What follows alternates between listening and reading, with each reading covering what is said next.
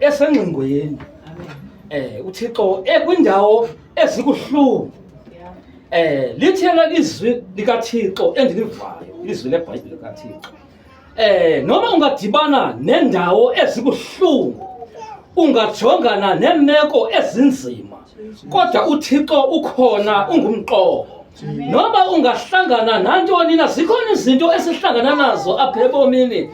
ezisibetha left and right kukhona umqobo onguThixo ithi banathemba elinye elinguThixo uThixo owedalile uThixo akanabahlula umuntu wakhe lithi elagamela makube khona umqobo onguThixo ibanathemba simlaqalaqaza jonga ilizwi likaThixo kuphela uThixo ukhona kwizinto kwezindijongene nazo kwelizwe linomhlaba